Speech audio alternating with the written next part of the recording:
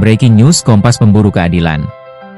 Sampit, Kalteng, Jumat, 9 April 2026, wakil dari anggota kelompok Tani Rambanjaya yang terdiri dari beberapa orang mendatangi Polda Kalteng dan menyampaikan surat laporan resmi atas Dadang dan Aturiyadi, yang dianggap oleh ratusan anggota kelompok Tani sebagai biang kerok terjadinya permasalahan berkepanjangan yang berujung merebut lahan masyarakat kelompok Tani karena adanya transaksi atau persetujuan ilegal yang dilakukan keduanya dengan pihak perusahaan asing, yang salah satunya PT SSB. Tanpa persetujuan ratusan kelompok tani sebagai pemegang hak dan izin dari Kementerian Lingkungan Hidup dan Kehutanan.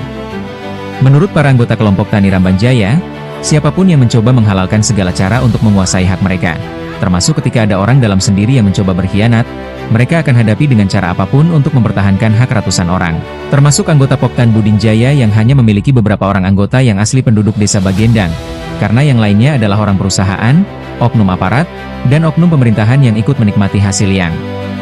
tidak seharusnya menjadi hak mereka karena mereka sudah digaji oleh perusahaan dan oleh negara, serta nama-nama tersebut anehnya bisa lolos dalam SK Menteri Lingkungan Hidup dan Kehutanan nomor 6634 Men LHKPDKL PK 0S0PDL 012 2016 tentang pemberian izin usaha pemanfaatan hasil hutan.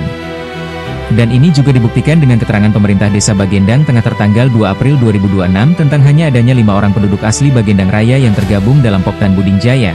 dan selebihnya adalah orang luar dan bukan penduduk desa Bagendang alias banyak orang perusahaan. Jadi wajar jika mereka berniat menyingkirkan dan mengambil paksa hak lahan anggota Poktan Rambanjaya yang jelas-jelas dan asli semua penduduk desa Bagendang.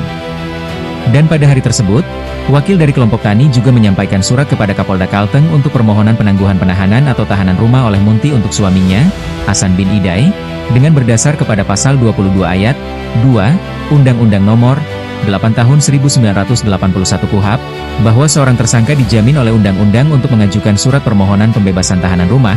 sehingga Munti selaku istri Hasan beserta anak-anaknya merasa punya harapan untuk bersama kembali dengan suaminya. Kedua surat yang secara bersamaan disampaikan kepada Kapolda tersebut diberi tembusan juga kepada Panglima Kodam Tambun Bungai, Gubernur Kalteng, Ketua DPRD Kalteng, Ketua Pengadilan Tinggi Kalteng, dan bahkan tujuan dan tembusan surat-surat tersebut telah tersampaikan ke Presiden, Ketua DPR RI, Kapolri, Menteri Hukum, Menteri Kehutanan, Menteri HAM, Kompolnas, dan Komnas HAM agar masalah ini dapat dipikirkan bersama dengan jalan keluar yang baik dan berkeadilan tanpa ada pihak manapun yang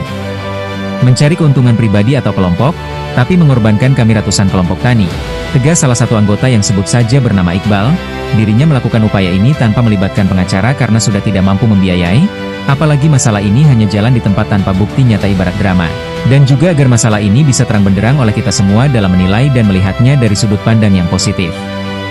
Demikian Breaking News Kompas Pemburu Keadilan edisi kali ini. Terima kasih telah menonton. Jangan lupa like, komentar, dan subscribe channel ini untuk mendapatkan update berita terbaru. Tim Kompas Pemburu Keadilan melaporkan dari Sampit, Provinsi Kalimantan Tengah.